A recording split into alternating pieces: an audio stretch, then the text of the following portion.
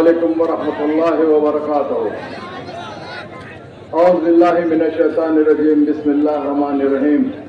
شہ نشین پہ تشریف فرما میرے بزرگ جناب یونس عیسیٰ صاحب اور دیگر قائدین مجلس اتحاد المسلمین، بزرگوں، دوستوں، ساتھیوں اور پسہ پردہ بیٹھ کر سننے والی میری عزت ماں اور بہنوں، آج کا یہ جلسہ انتخابی جلسہ ہے۔ میں بخوبی جانتا ہوں، میں حیدرآباد دکن سے تشریف لایا ہوں۔ آج مجھے عائشہ نگر میں آ کے ایسا لگا کہ میں حیدرآباد دکن میں ہی ہوں، تاکہ میرے پورے یہاں پر حیدرآباد دکن کے کافی بھائی لوگ موجود ہیں۔ آپ کا ہمارا رشتہ الحمدللہ کلمے کے رشتے کے ساتھ ساتھ دکن کا بھی رشتہ ہے۔ ہم دکن سے آئے ہیں، آپ جانتے ہیں، آپ لوگ یہاں پر شہر حیدرآباد دکن سے ہی آپ یہاں آئے، کوئی مرٹواڑہ سے آئے ہیں، کوئی اور، چونکہ آپ کے بزرگوں نے جب پولیس ایکشن دکن میں ہوا تھا وہ ٹائم پہ افراتفری کا ماحول تھا۔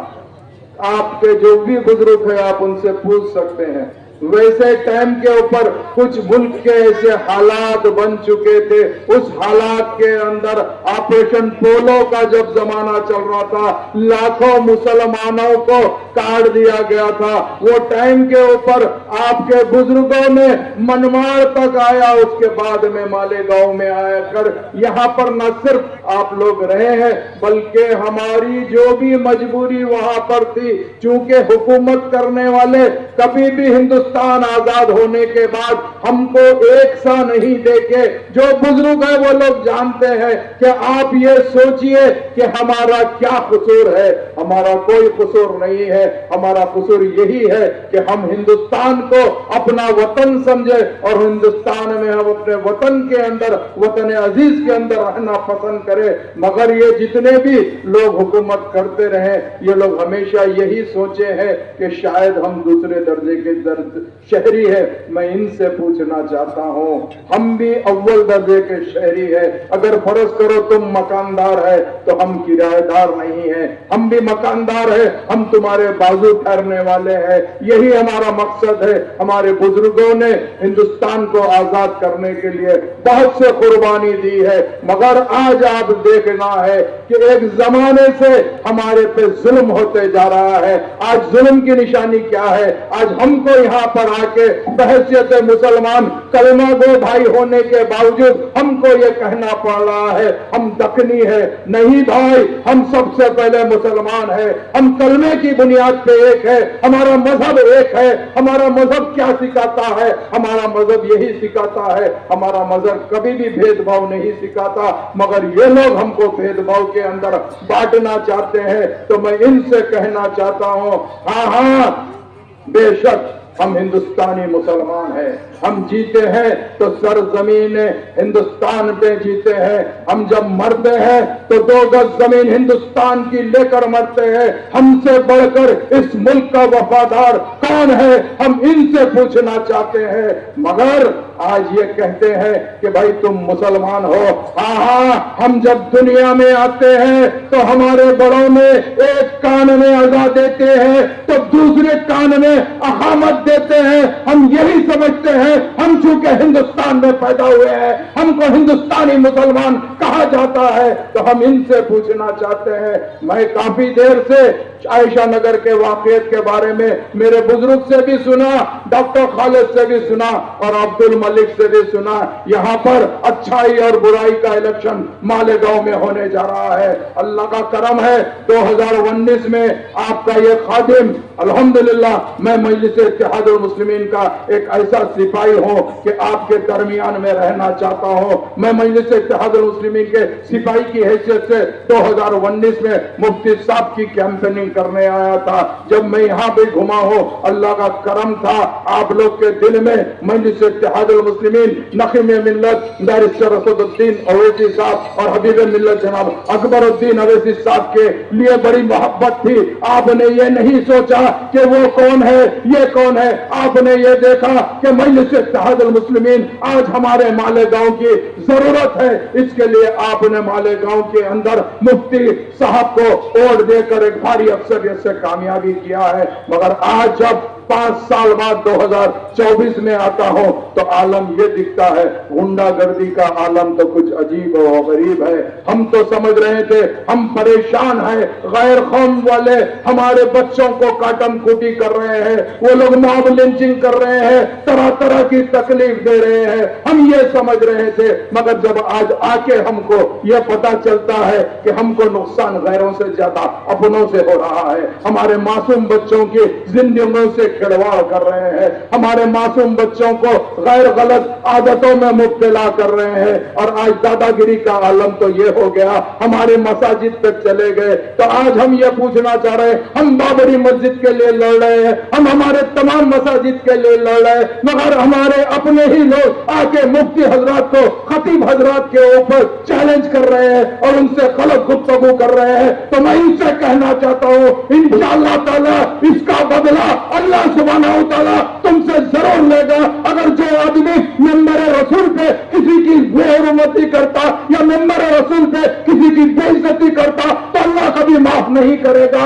اللہ اسی لیے معاف نہیں کرے گا کیونکہ آپ جانتے نہیں ہیں, آپ خود اپنے آپ کو مسلمان کہلاتے ہوئے اپنے بھائی کو ذلیل کرنے کی کوشش کر رہے ہیں. تو میں آپ سے یہ کہنا چاہتا ہوں 20 نومبر کو آپ کو سوچ سمجھ کر فیصلہ کرنا ہے, ڈرنے گھبرانے کی ضرورت نہیں ہے. اللہ کا کرم ہے, اللہ کا کرم ہے. مجلس اتحاد المسلمین آپ کے ساتھ میں ہے. میں مالک عبد الملک پہ فائرنگ کرے بعد بڑی باتیں کر رہے ہیں.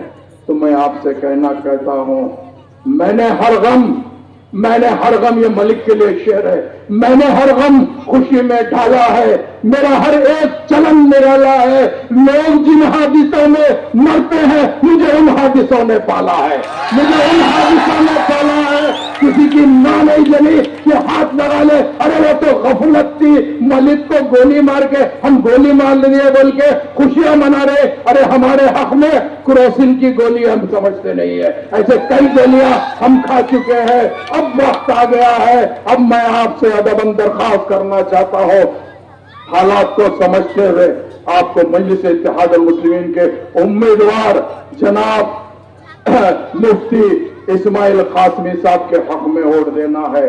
مجھے کچھ دن پہلے مفتی صاحب کی طبیعت بگڑ گئی تھی تو لوگ عجیب و غریب طریقے سے, خاص طور سے ہمارے کچھ ایسے لوگ ہیں جو خوشیاں منا رہے تھے.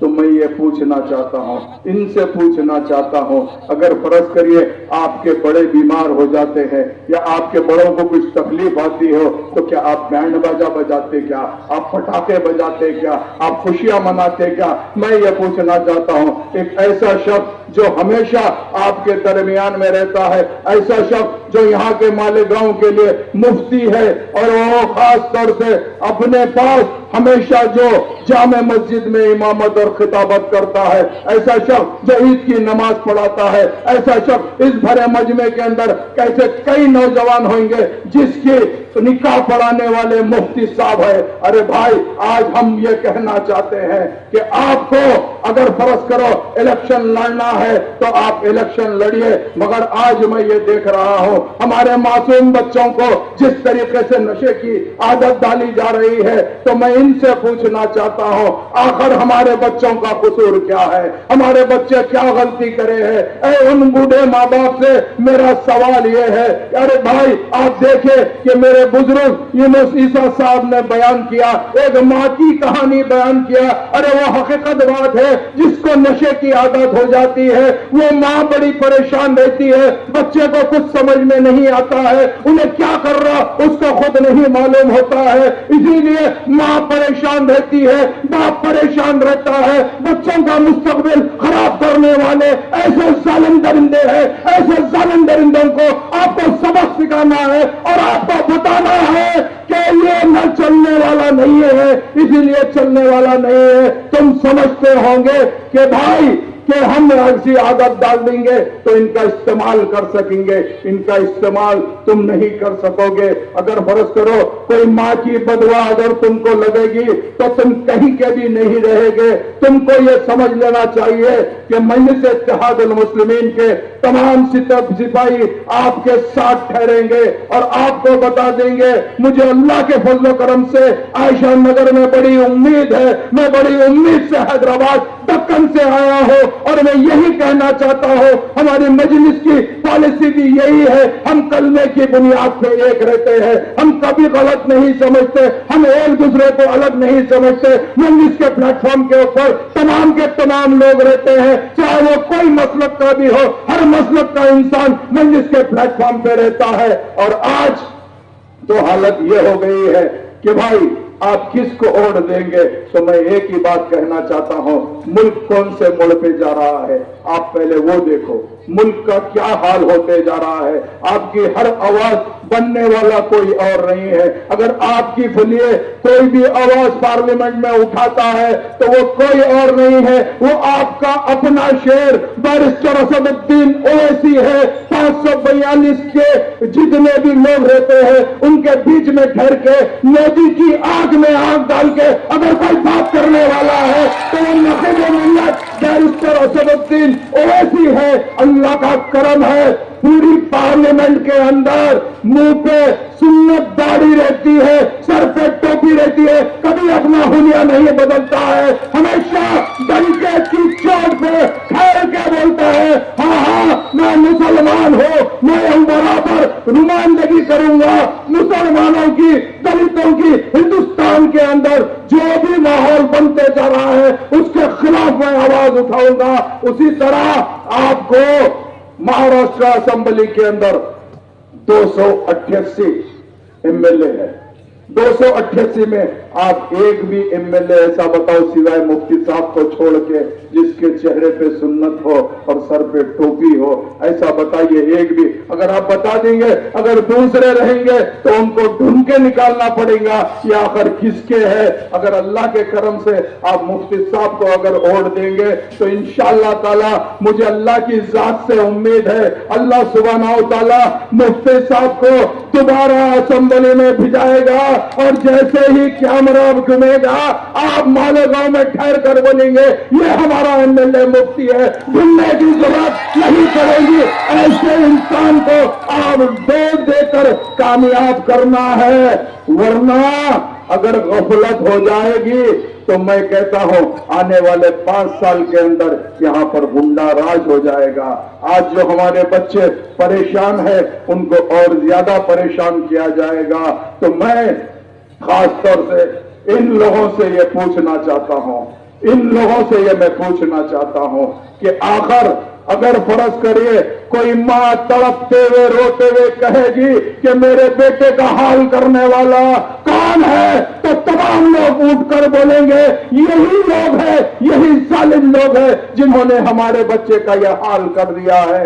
तो 20 तारीख को आपका एक कीमती वोट मजलिस के हक में देना है। मजलिस का निशान पतंग है, 5 नंबर पे पतंग का बटन है और आपको ये बता देना है अब की बार कोई दुनिया की ताकत मजलिस इत्तेहादुल मुस्लिमीन को भारी अक्सरियत से कामयाब करने नहीं है, रोक नहीं सकती। आपका एक कीमती वोट मुफ्ती इस्माइल साहब के हक में देना है और 23 तारीख को बता देना है इंशाअल्लाह ताला पूरे मालेगांव के अंदर कौन सा झंडा लहराएगा, हरा झंडा पतंग का लहराएगा और ये बता देगा कि मालेगांव की आवाम को कि मुफ्ती इस्माइल साहब ही न सिर्फ हमारे इमाम हैं बल्कि सियासी इमाम भी मुफ्ती इस्माइल कासमी साहब है। यही दुआओं के साथ आपसे अदबन दरख्वास्त करना चाहता हूं, आप नकीब मिल्लत हबीब मिल्लत को हरगिज मायूस नहीं करेंगे। हम भी हैदराबाद दक्कन से आए हैं, इंशाअल्लाह दक्कन की एक मिजाज है, वो मिजाज क्या है मैं आपको बताते हुए रुखसत होऊंगा। दक्कन की एक मिजाज है, दक्कन के लोग پہلے کسی کو اپنا بولتے نہیں، اگر بولے تو چھوڑتے نہیں. یہ ہمارے دکن کی پہچان ہے اور یہ ہمارے حیدرآباد دکن کی ایک اچھی خاصی شناخت ہے. تو میں آپ سے ادب درخواست کرتا ہوں 20 نومبر کو مجلس اتحاد المسلمین کے حق میں ووٹ دینا ہے. مجلس کا نشان پتنگ ہے اور انشاءاللہ تعالی 24 تاریخ کو جیسا ملک بولے ہیں اور خالد بولے ہیں اس طریقے سے، ارے یہ تو سمندر سروں کا سمندر ہے، جہاں تک بھی جا رہا دیکھ لو پتا چل جائے گا. بہت بہت شکریہ. ہاں السلام علیکم. ایک اعلان ہے، ایک خوشخبری ہے، 2 خوشخبری سنا رہا ہوں. مفتی صاحب صحت یاب ہو کر الحمدللہ گھر پہنچ گئے. دوسری بات، اور کل 7 بجے سے 10 بجے مالیگاؤں اسکول کے پاس اسد الدین اویسی صاحب کا جلسہ ہے.